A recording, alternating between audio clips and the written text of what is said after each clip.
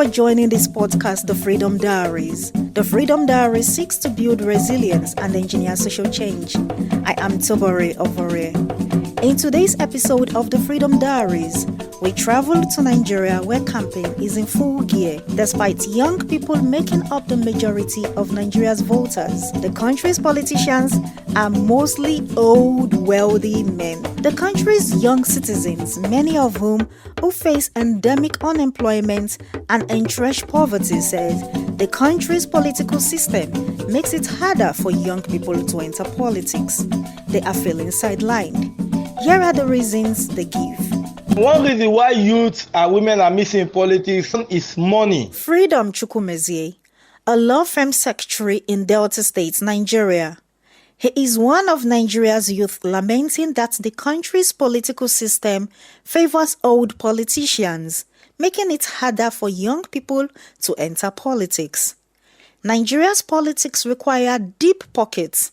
Simply registering as a 2023 presidential aspirant with the ruling party, All Progressive Congress, required nomination form payments of 100 million naira, and that's 225,000 euros.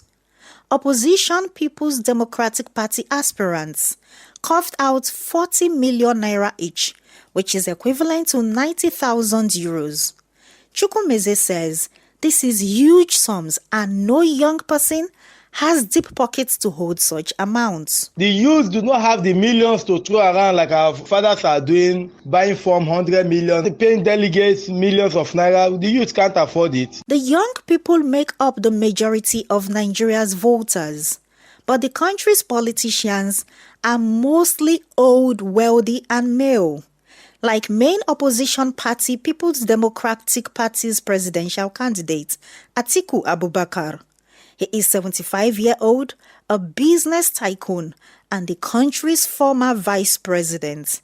He is unlikely to be the only politician over 70 on the ballot paper for the 2023 polls.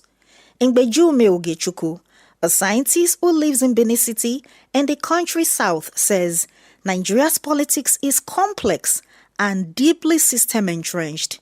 It's more than just buying the nomination forms.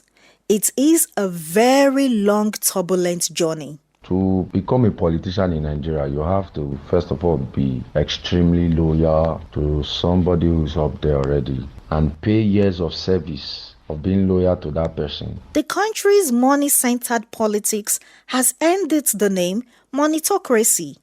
Political analyst Solomon Okpara says young people are disillusioned, so do not bother to attempt politics. They are systematically edged out and have no chance.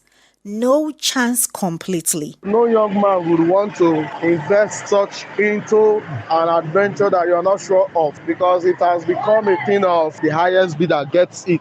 Chido Numa, a rights activist and coordinator of the African Center for Media and Information Literacy, an NGO based in Abuja, believes that the Electoral Commission should set certain guidelines to get more representation for young people. We need to grant a lot of waivers to them, push to ensure that we could even put this in the law to give certain percentage as a starting criterion for membership of certain political positions.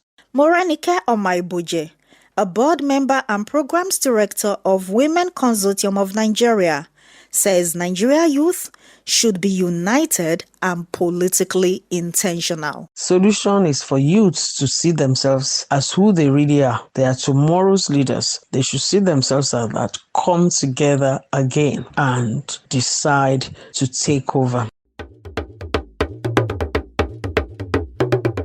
In a country where the minimum wage is $68 per month, politics is out of the reach of most Nigerians, especially women, and is leading to growing resentment among the young. What are the other ways these challenges can be addressed?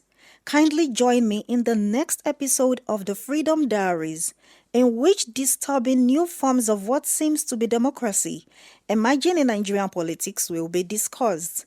And do remember, politics navigates the direction of any country. I am Tobore Ovore, saying bye for now.